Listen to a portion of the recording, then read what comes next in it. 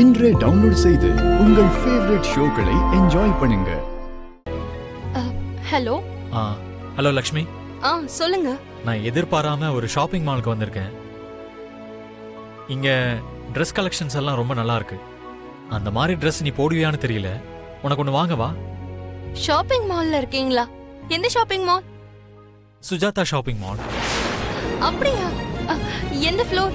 First floor.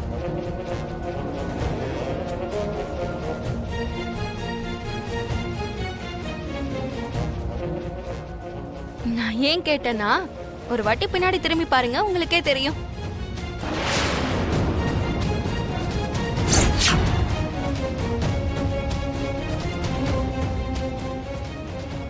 நீ என்ன லக்ஷ்மி இங்க? நீரஜுக்கும் மனிஷாக்கும் நிச்சயதார்த்தம் முடிஞ்சது இல்ல, ஷாப்பிங் பண்றதுக்காக கூட்டிட்டு வந்தாங்க. ஓ அப்படியா? ஆமா, நீங்க என்ன சடனா ஷாப்பிங் வந்திருக்கீங்க? ஒன்றும் இல்லை, திடீர்னு வர மாதிரி ஆயிடுச்சு, அதான் வந்தேன். ஓ,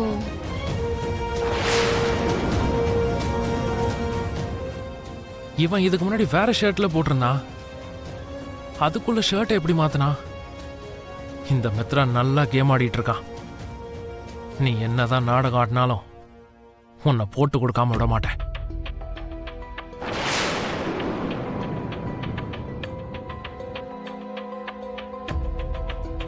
என்ன லக்ஷ்மி, என்ன ஆச்சு? ஏன் அடிக்கடி அங்கேயே பார்த்துட்டு இருக்க?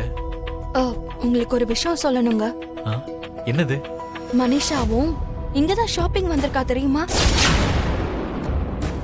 அதுவும் அவ லவ் பண்ற பையனோட வந்திருக்கான்னு நினைக்கிறேன்.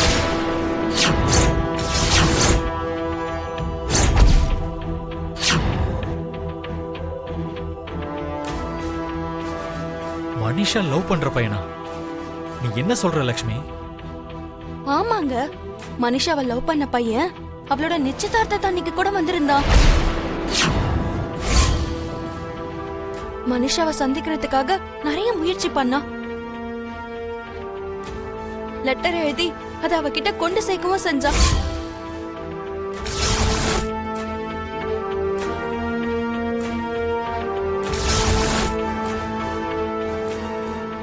திரும்பவும் இப்போ ஷாப்பிங்க்கு வந்திருக்கான்.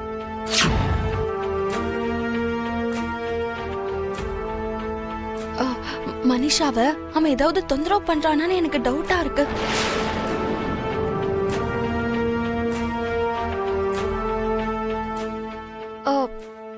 நிச்சயதார்த்த அன்னைக்கு அவன் யாருன்னு என்னால கண்டுபிடிக்க முடியல. ஆனா இன்னைக்கு அவன் யாருன்னு நான் கண்டுபிடிச்சே தீருவேன்.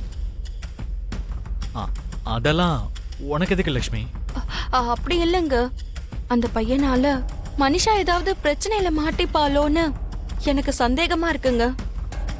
பிரச்சனை ஏதாவது இருந்தா அவளே சொல்லுவாள்ல. எல்லாரும் எல்லாத்தையும் சொல்ல மாட்டாங்க. மத்தவங்களை எதுக்கு நம்ம தொந்தரவு பண்ணணும்னு மனிஷா இந்த விஷயத்த உள்ளுக்குள்ளேயே மறைச்சு வச்சிருக்கலாம்ல. இப்போ மனிஷா கூட வந்தது நான் தானே தெரிஞ்சா மனிஷாவோட லவர் நான் தானே முடிவு பண்ணிடுவா. அதுக்கப்புறம் மனிஷாவுக்கும் எனக்கும் இருக்கிற காதலை பத்தி லக்ஷ்மிக்கு தெரிஞ்சிடும். இப்போ நான் என்ன பண்றது? இப்போ மனிஷா வெளியே வந்தா உன் கூட யார் வந்தாங்கன்னு லக்ஷ்மி கேட்பாளே. மித்ரா கூட தான் வந்தேன்னு மனிஷா சொன்னா வெள்ளம் தலைக்கு மேல போயிடும். ஃபோன் பண்ணி சொல்லலான்னு பார்த்தா மனிஷா கிட்ட ஃபோன் இல்லை. ஐயோ, இன்னைக்கு இப்படி மாட்டிக்கிட்டேனே.